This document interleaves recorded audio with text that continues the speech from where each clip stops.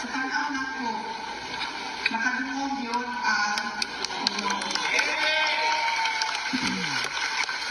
Amen. mga kanalangin.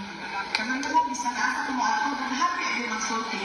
Nagdarasal ako para sa iyo. Nagdarasal kami para sa iyo at kay former President Rodrigo Duterte. Munang nakukula ko ang pasalamat. Kasi tanaw na ko, kung ako na ko ang nag-angko, dito, paminaw ang Ginoo. Pero sa kadaghan, sa mga nitoo, kung nag-angko, para sa ako ang naminaw yun ang Ginoo. Amen. Una na mo, di pasalamatan, syempre, usap-usap naman ako ang pasalamat sa Ginoo, no? Kaya rin ko nato sa simbahan, kasi nasa mata, bago matulog, pasalamat sa Ginoo. Ang una na ako, di pasalamatan, ang mga abogado sa impeachment. Ikaw ba mo, kung sa kalisod, ang itong panahon na ito, makita ko abogado, 2023, ni nakita ko abogado para sa impeachment. Kaya katong isa ka Castro, bakit na sila Castro, di ba? Katong isa ka Castro, wala na, ako sa sila to siya.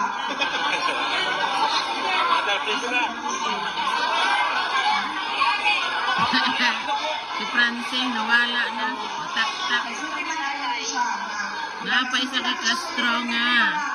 ano siya, Fake news ang brungha nga. Very ring.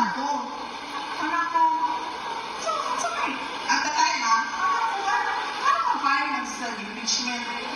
Wala ko rin buhat. Yan mo ni.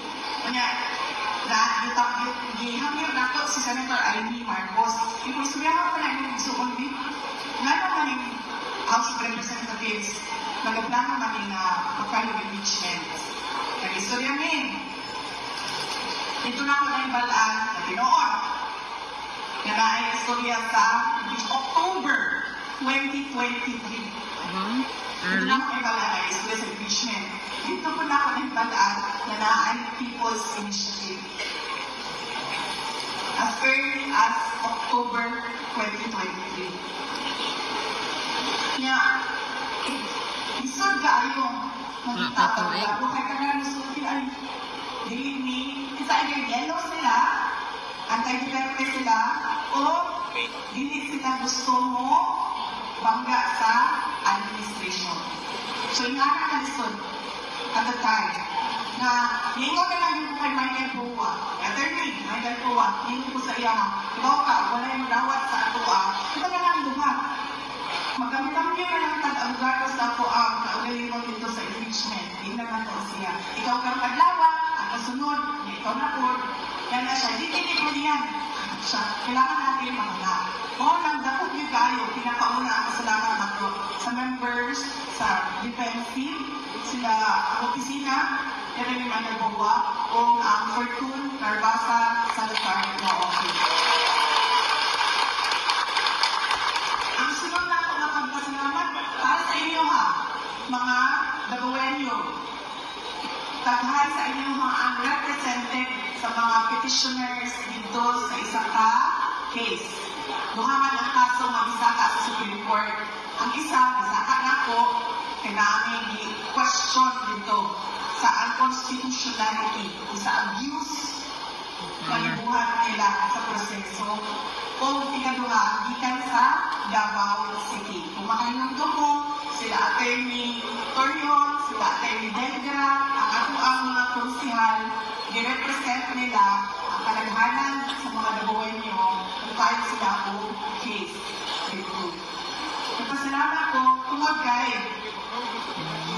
dili lang kami, dili lang ang defense ang nakakita na dunay mali sa ilang ang gibuhat. Doon ako'y ubang, mga ordinary Filipinos na nakaingon, mamali kami ng gibuhat. Saka na sa Supreme Court. Ito mo ito, mga pinagabaw. Represented by the petitioners. Ang sunod, na ipasalamatan ako ang mga tao sa mga supporters nato sa social media, mga supporters nato sa lain-lain na mga lugar sa Pilipinas. Nagbuhat ng rally, hindi sa Davao, kapakainom tumor, pag-rally, anti-impeachment, no to impeachment, kagawa ni Onda na mag-rally sa mga tao. Wala ka? Wala ka ni Onda? Kabalo ko kung mayor ko? You can tell the rest of them.